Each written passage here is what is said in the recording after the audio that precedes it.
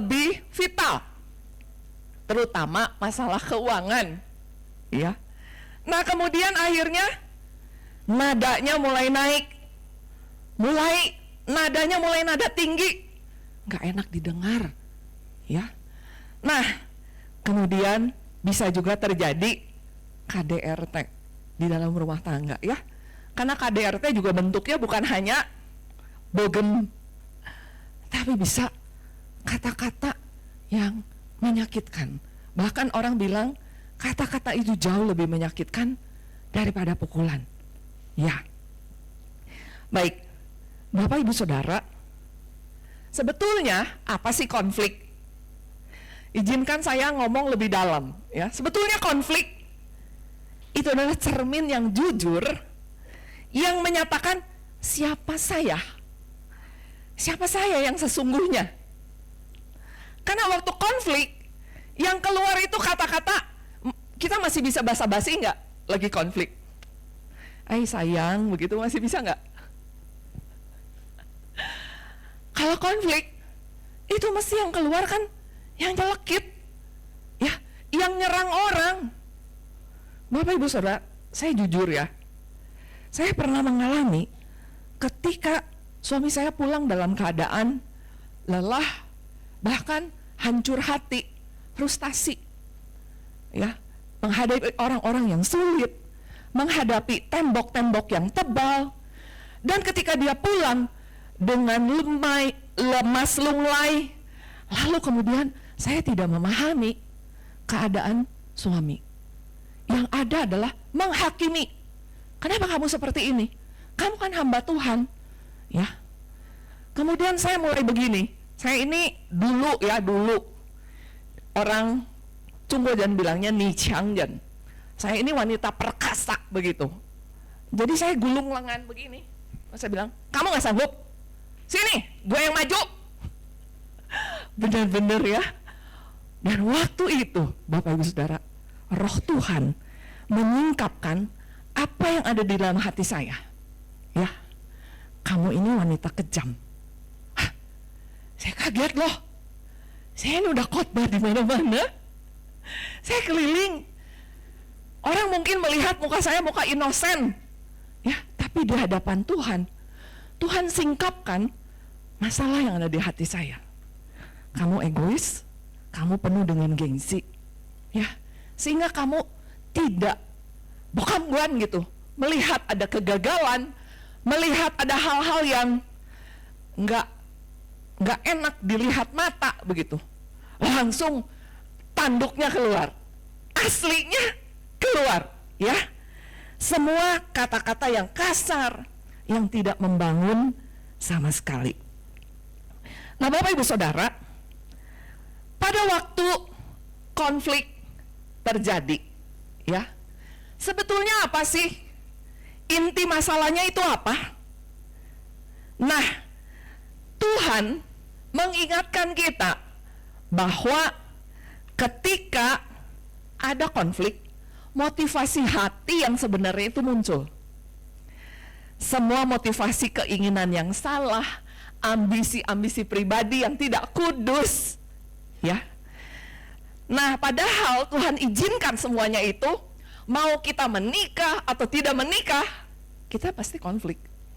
Mau itu di tempat kerja, di pelayanan, di mana-mana, ya, menantu sama mertua, semua, karena kita semua orang berdosa. Iya apa iya? Iya, betul. Kita semua orang berdosa dan mewarisi pola dosa orang tua. Kalau orang karismatik bilangnya kutuk keturunan.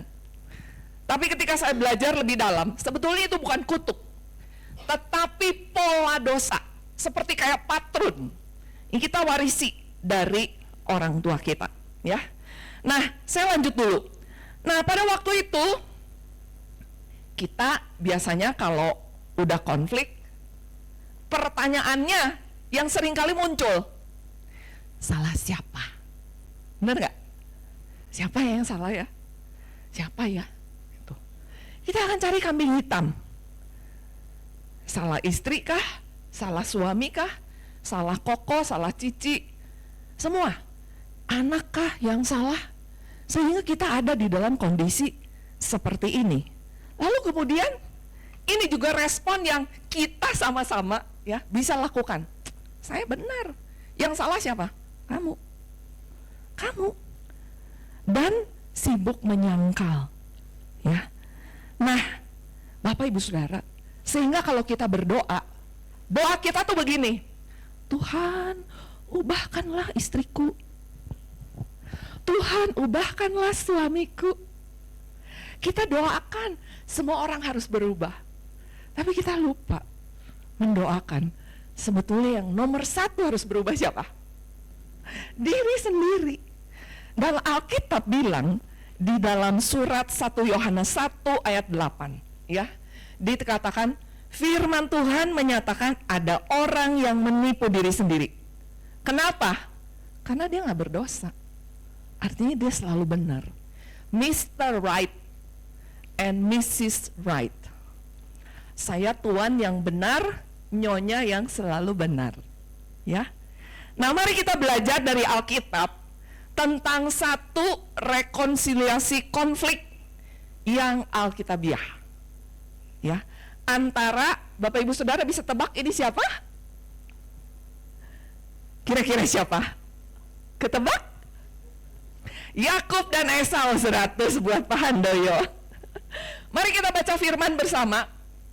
Hanya 5 ayat saja. 2, 3. Yakub pun melayangkan pandangannya. Lalu dilihatnya lah Esau datang dengan diiringi oleh 400 orang. Maka diserahkannya lah sebagian daripada anak-anak itu kepada Lea dan sebagian kepada Rahel serta kepada kedua budak perempuan itu. Ia menempatkan budak-budak perempuan itu beserta anak-anak mereka di muka. Lea beserta anak-anaknya di belakang mereka. Dan Rahel beserta Yusuf di belakang sekali. Ayat 3. Dan ia sendiri berjalan di depan mereka. Dan ia sujud sampai ke tanah 7 kali hingga ia sampai ke dekat kakaknya itu. Tetapi Esau berlari mendapatkan dia, di dekapnya dia, dipeluk lehernya dan diciumnya dia. Lalu bertangis-tangislah mereka. Ayat 10. Tetapi kata Yakub, janganlah kiranya demikian, jikalau aku telah mendapat kasih-Mu, terimalah persembahanku ini dari tanganku. Karena memang melihat mukamu adalah bagiku serasa melihat wajah Allah. Dan engkau pun berkenan menyambut aku.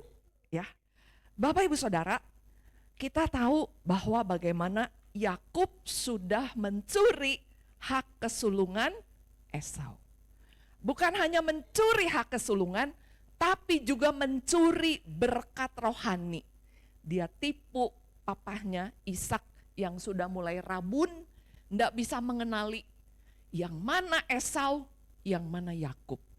Dan yang menyedihkan lagi, mamahnya ikut bersekongkol, ya, mendukung anaknya ini menipu suaminya sendiri. Aduh, bayangkan keluarga yang seperti ini, ya. Nah, 20 tahun sudah berlalu, waktu kejadian penipuan itu ingat, Esau mengancam. Saya mau bunuh kamu. Awas. Bapak Ibu, izinkan saya bertanya. Kalau ngomong ya tentang kita analisa, kita kan pengamat ya. Coba kita analisa. Parah nggak ini konfliknya? Parah nggak? Parah? Parah sekali. Karena sampai Esau dendam sampai mau bunuh. Ya, parah sekali ini konfliknya. Dan hati nurani manusia itu tidak bisa membohongi kita. Ya, di luar kita bisa pasang topeng, tapi rasa bersalah itu terus menghantui dia dihantui rasa bersalah. Dan Bapak Ibu, arti nama Yakub, Yakub itu artinya si tumit. Waktu lahir, ini kembar, Esau dengan Yakub kembar. Waktu Esau mau keluar, ditarik kakinya, ya, ditarik tapi nggak berhasil. Jadi waktu keluar aneh ya, ada bayi yang tangannya itu megang tumit saudara kembarnya. Kalau ngomong secara psikologi, ini ngomong tentang apa? Kamu nggak boleh nomor satu. Yang harus jadi nomor satu siapa? Saya. Bapak Ibu Saudara ngerti? Ya, jadi keinginan ini udah terus ada di dalam diri Yakub.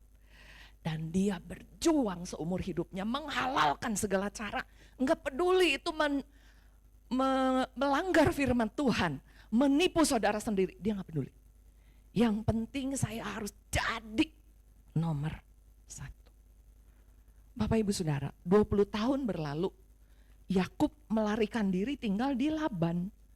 Dia sudah jadi kaya raya, jadi peternak. Orang yang menipu ditipu lagi. Yang nipu tuh engkunya sendiri, ya, pamannya sendiri. Singkat cerita, satu hari dia melarikan diri dari Laban. Sudah punya 4 istri, anaknya udah ada 11. Lari dengan semua hartanya. Hartanya apa? Ternak, domba, unta, keledai dan lain sebagainya, dan budak-budak. Dia ketakutan luar biasa karena dia mesti pulang. Tuhan bilang, kamu pulang, aku akan melindungimu. Ya, di Kejadian 31 ada janji Tuhan. Kemudian ada malaikat Tuhan juga yang hadir. Kejadian pasal 32. Nah, Yakub ini namanya orang lihai. Dia terus berstrategi. Dia takut apalagi dia dengar Esau datang dengan 400 orang. Alkitab mencatat berkali-kali. 400 orang itu ngomong tentang full power. Kekuatan penuh. Udah mah bersalah, ini sekarang mau ketemu sama Koko sendiri, ya, ini auranya itu aura perang, bener gak? Auranya aura perang. Nah, padahal dia mau berdamai, dia gelisah, dia gak bisa tidur, dia terus bergumul. Anaknya dia seberangkan, dia ada sendirian di Yabok. Ya.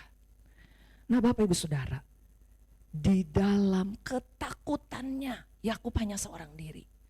Dia melewati kegelapan malam. Dia mikirin segala skenario. Aduh, gimana ini? Gimana? Apakah nanti saya dibunuh? Dia udah berstrategi. Istrinya, anaknya, ternak dombanya semua udah dibagi 2. Jadi kalau yang ini mati masih ada yang ini. Lalu semuanya udah disusun. Siapa yang jalan pertama, yang kedua, ketiga, keempat, semua itu disusun. Yang paling disayang sama Yakub itu yang ditaruh di paling belakang, Rahel dengan Yusuf. Nah Bapak Ibu Saudara, lihat di sini ya, apa yang Tuhan lakukan di dalam ketakutannya Yakub. Tuhan datang dalam rupa manusia, lalu bergulat dengan Yakub semalam-malaman, ya, berjuang, bergumul, bergulat, dan Yakub sadar dia sedang bergulat dengan Allah, bergulat, ya. Nah Bapak Ibu Saudara, ini perhatikan ya, ada hal yang aneh. Ini kan yang datang Tuhan. Tuhan waktu bergulat dengan Yakub, Tuhan nanya gini, siapa namamu? Aneh gak? Menurut saudara aneh gak? Tuhan, ya, tahu gak namanya Yakub? Tahu gak? Tahu. Apa Tuhan iseng? Orang lagi ketakutan, masih ditanya, namamu siapa?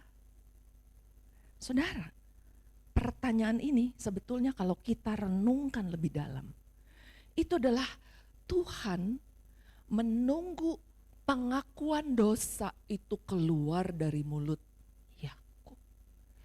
Ya, saya inilah si penipu yang seumur hidup mau menghalalkan segala cara untuk saya jadi nomor satu. Itulah aku, si Yakub. Dan lewat pertanyaan ini Tuhan sedang menggedor hati nuraninya Yakub. Kamu mau seperti ini teruskah? Mau jadi si Yakub penipu? Sehingga seumur hidupmu, meskipun kau kaya raya, kau penuh dengan rasa bersalah. Kau tidak punya damai sejahtera. Hati nurani itu terus mengejar Yakub. Dan pada saat Yakub bergulat, berkati saya, karena dia tahu itu adalah Tuhan. Dan di akhir pergulatan itu Alkitab mencatat, dan Yakub menang. Aneh gak? Allah bergulat sama manusia. Kemudian mestinya yang menang siapa? Allah atau manusia? Allah. Tapi Alkitab mencatat yang menang siapa? Yakub. Itu ngomong tentang bahwa bagaimana Yakub bersedia untuk menyerahkan semua yang menjadi pengandalan dirinya selama ini. Dia yang mengandalkan hikmatnya. Dia tahu dia cerdik, ya. Dia tahu dia punya banyak akal, tipu muslihat apapun, jurus apapun, dia bisa lakukan itu. Dan ketika Tuhan hancurkan, ya, pangkal pahanya Yakub. Nah, peristiwa ini terjadi di Yabok. Yabok itu artinya dikosongkan, dilemahkan, dan dilepaskan dari masa lalunya. Pangkal paha Yakub terpelecok, dan sesudah peristiwa itu Yakub tuh jadi pincang. Dan Tuhan mengganti nama. Engkau bukan lagi Yakub, tetapi engkau adalah Israel. Artinya Tuhan mau memulai satu babak baru dari kehidupan seorang Yakub. Ya. Nah, Bapak Ibu Saudara, ini yang saya sebut sebagai crippling grace. Cripple itu artinya cacat, artinya lumpuh. Ya. Jadi crippling grace itu bicara tentang anugerah yang melumpuhkan. Mungkin itu bisa terjadi ketika kita mengalami krisis, gagal di usaha, di pekerjaan, di karir, di kesehatan, di relasi antar anggota keluarga. Mestinya berdamai, malah jadi bermusuhan. Bapak Ibu Saudara, kita ketika mengalami hal seperti itu, kita ngerasa kayak ada di dalam kegelapan yang total, nggak paham, nggak mengerti. Mungkin kita seorang aktivis yang rajin, yang rela berkorban, yang sungguh-sungguh. Tapi kita mengalami krisis yang luar biasa. Ada orang yang kena penyakit, dokter bilang ini terminal illness, nggak ada obatnya. Dokter angkat tangan, kamu siap-siap, waktumu hanya 3 bulan lagi. Ya, ada orang yang mengalami usaha yang bangkrut, padahal udah jujur, udah segala hal. Nah, Bapak Ibu Saudara, tahukah siapa Allah kita? Dia juga Allah yang punya power untuk membangkitkan badai di dalam hidup kita. Ya. Mazmur 107 ayat 25 sampai 26. Badai pun ada di bawah kedaulatan Allah. Kenapa? Apakah Tuhan jahat? Apakah Tuhan berhenti tidak lagi sayang kepada kita? Kenapa Tuhan izinkan ada badai sebegitu hebat menimpa hidup kita, seperti yang terjadi dengan hidupnya Ayub? Kematian 10 anak, mengalami sakit, ya, hartanya semua habis dalam sekejap. Saudaraku, di Ayub pasal yang terakhir, Ayub berkata, dulu aku belum mengenal siapa engkau, hanya dari kata orang saja. Tetapi sekarang mataku terbuka di hadapan Tuhan. Aku mengenal siapa Allah. Nah, Bapak Ibu Saudara, di dalam perayaan baik Jumat Agung, Minggu Paskah, kita diingatkan kembali tentang karya Tuhan di atas kayu salib. Bapak Ibu Saudara, Yakub membereskan dosa-dosanya di bawah kaki salib Tuhan.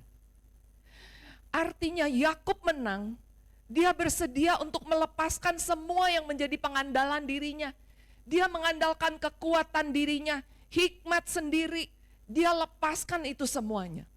Dan dia bilang, Tuhan, mulai saat ini saya mau mengandalkan Engkau. Saya mau hidup untuk Engkau. Tujuan hidupnya pun diubahkan. Dan saudara, saya mau gali lebih dalam ya, pelan-pelan.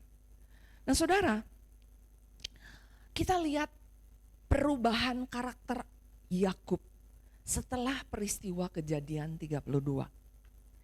Yakub menjadi seorang yang bertanggung jawab. Dia jalan paling depan di rombongan yang begitu panjang. Artinya apa? Saya berani tanggung konsekuensi dosa yang sudah saya perbuat. Saya tidak akan lari. Saya mau berjalan. Bukan lagi dengan kekuatan saya sendiri, tapi berjalan di dalam kasih karunia Tuhan. Artinya apa? Kekuatannya itu asalnya dari Tuhan. Dan lihat yang berikutnya. Dia jalan lalu sujud sampai cium tanah. Sampai 7 kali dia lakukan ini. Mau ketemu Koko sendiri yang dulu dia akal-akalin. Nah Bapak Ibu Saudara, salah satu ciri orang yang benar-benar mengalami perjumpaan pribadi dengan Tuhan, dia jadi pribadi yang rendah hati. Gak lagi mikirin, aduh gengsi. Kenapa yang mesti gue dulu yang minta maaf? Dia yang salah, dia yang udah gini. Enak aja. Ya seperti tadi drama yang kita saksikan. Masa istrinya yang mesti minta maaf? Begitu, padahal istrinya yang jadi korban. Tapi Bapak Ibu Saudara, kita belajar bahwa ketika orang mengalami perjumpaan, berjumpa itu bukan hanya sekedar ketemu, hai, bukan. Tapi berjumpa mengalami pembaharuan dari Tuhan. Itu yang kita butuhkan. Dan Yakub yang serakah sampai dia menipu, sekarang menjadi pribadi yang murah hati. Yang dulu dia rebut sebanyak-banyaknya, sekarang dia kasih, dia ekspor itu semua. Kok ini terima kok, terima. Bapak Ibu Saudara kalau lihat berapa banyak yang dia kasih, banyak sekali yang dia kasih sama Esau. Ya. Nah yang berikut, nah apa yang dialami oleh Yakub? Pertama, dia pulih dulu dengan Tuhan. Ini yang esensial, ini yang terpenting. Dia membereskan dirinya di hadapan Tuhan. Gak ada yang dia sembunyikan. Ya, di depan manusia kita bisa sandiwara, bisa pasang make up, topeng. Di hadapan Tuhan gak bisa. Kedua, dia pulih dengan dirinya sendiri. Dia mau mengampuni dirinya sendiri. Dia mau terima semua kelemahan dirinya. Ya, ingat Yakub itu bukan orang yang pandai berburu. Tapi dia tuh kalau saya sebut ya, ini dengan bahasa saya, itu seperti kayak feminin gitu loh. Laki-laki tapi seneng masak, ya itu nggak salah. Itu bukan maksudnya bukan bencong, bukan banci, bukan, ya. Tapi biasanya kan laki-laki kita taunya tuh six pack, tegap begitu. Dia kulitnya halus, licin begitu, ya. Tapi dia mau terima segala kelemahan dan kekurangannya itu sebagai, saya katakan tadi, crippling grace. Anugerah yang melumpuhkan, ya. Nah, lihat, susunannya mesti kayak begini. Pulih dulu dengan Tuhan, mari ulangi bersama saya. Pulih dengan Tuhan, kedua, pulih dengan dirinya, yang ketiga, pulih dengan keluarga, ya, dengan sesama. Nah, kita lihat yang berikutnya. Jangan kira cuma Yakub. Esau mengalami perubahan yang luar biasa. Waktu Yakub sudah mencuri hak kesulungannya. Lalu papahnya Ishak sadar, ya. Lalu Esau kan datang tuh bawa makanan kesukaannya Ishak. Lalu Esau bilang, "Bapak, masih adakah berkat untukku?" Papanya bilang, "Nggak ada, nggak ada." Intinya Esau akan jadi susah. Tapi kalau dia berjuang dengan sungguh-sungguh, engkau akan keluar dari kuk itu. Ya, itu doa Ishak untuk Esau. Tapi Esau juga menjadi pribadi yang diubahkan Tuhan. Apa tandanya? Bayangin dia udah datang dengan 400 orang. Artinya si Esau teh udah siap mau perang, siap mau hajar adiknya. Dia kan dendam. Tapi lihat, kuasa Tuhan yang bekerja di dalam diri Yakub, kuasa Tuhan juga bekerja luar biasa di dalam diri Esau.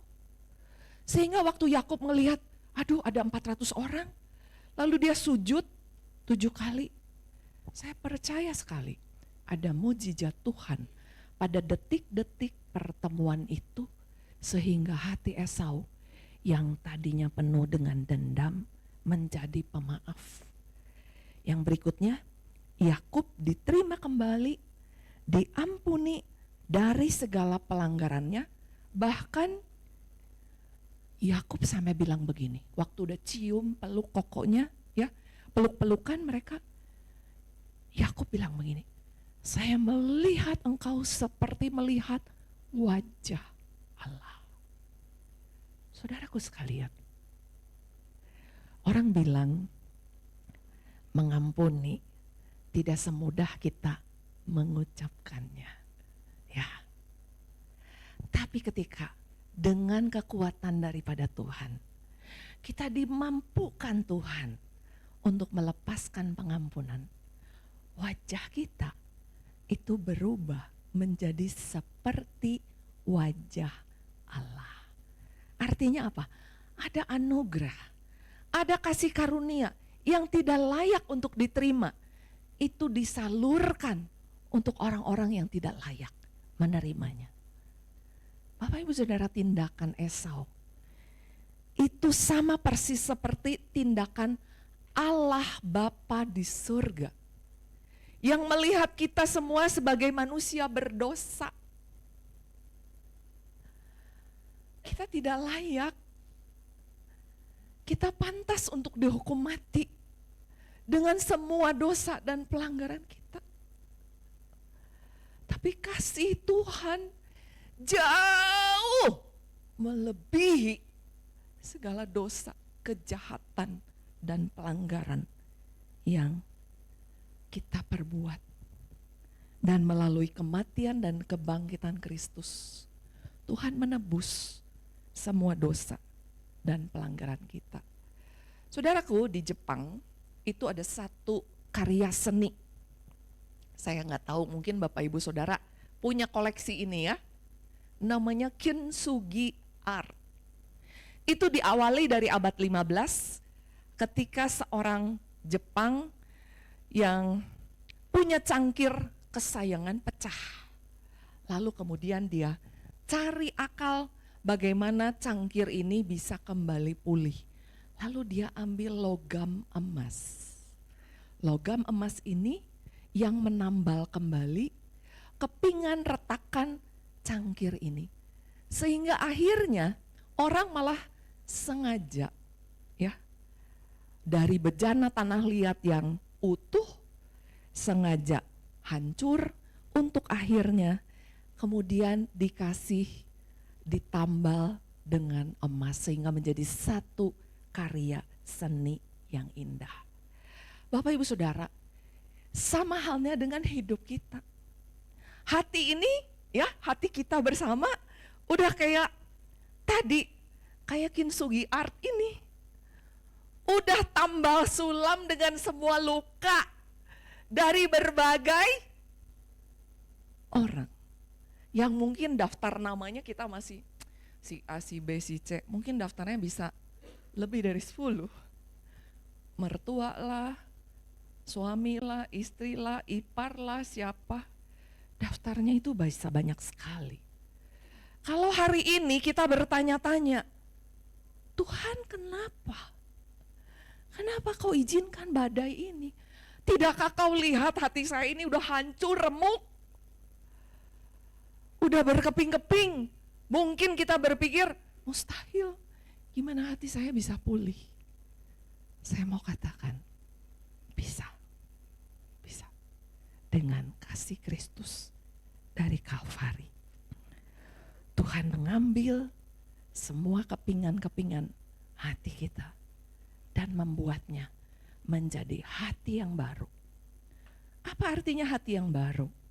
Hati yang dimampukan Tuhan untuk mengalirkan kasih Kalvari kepada orang yang tidak pantas untuk menerimanya. Itu sebenarnya berita Paskah untuk kita bersama. Kita sering kali membesar-besarkan kesalahan orang di dalam hidup kita. Si inilah, udah nipu, ya udah saya baik sama dia. Kita lebih banyak menghitung jasa kita. Wah ini Mr. Right, Mrs. Right. Si ini puhau, jelek, si ini jahat, si ini bocengli. Kita hanya bikin daftar dosa yang sepanjang-panjangnya. Izinkan saya bertanya, adakah Tuhan membuat daftar dosa yang panjang atas hidup kita? Dan Bapak Ibu Saudara, akhirnya semua yang Tuhan izinkan terjadi, akhirnya membuat kita, memampukan kita untuk mengalirkan kasih Allah kepada semua orang. Ya, satu ciri orang yang sungguh mengenal Tuhan adalah dia mengasihi semua orang. Bapak Ibu Saudara nanti baca ya. 2 Petrus 1 mulai dari ayat 3 sampai ayat 10. Kalau kamu bisa mengalirkan kasih Allah kepada semua orang, kamu sudah dibuat berhasil mengenal aku, ya. Dan sebagai kesimpulan, apa sebetulnya manfaat konflik secara iman Kristen? Konflik bukan akhir dari hubungan. Jangan pernah ada ngomong, saya putus hubungan ya, bapak dengan anak, kita cerai ya. No. Separah apapun dosa, ya, konflik itu adalah kesempatan untuk bertumbuh di dalam kasih, di dalam pengampunan dan kedewasaan rohani. Amin. Mari kita berdoa. Bapa yang baik, kami hanya bisa menaikkan ucapan syukur Tuhan di hadapan-Mu. Ada banyak relasi yang rusak, konflik yang sudah terjadi. Tuhan, sesungguhnya kami salah fokus. Kami rabun Tuhan. Kami rabun terhadap diri sendiri. Kami hanya sibuk mencatat dosa dan pelanggaran orang lain. Mampukan kami untuk kami melakukan apa yang Kau lakukan di Kalvari dan berkata, Bapa ampunilah mereka karena mereka tidak tahu apa yang mereka perbuat. Mampukan kami untuk lebih dalam menyelami, mempraktekkan, mengalirkan kasih Kalvari sehingga dunia ini bisa melihat Kristus yang hidup di dalam hidup kami. Dalam nama Yesus.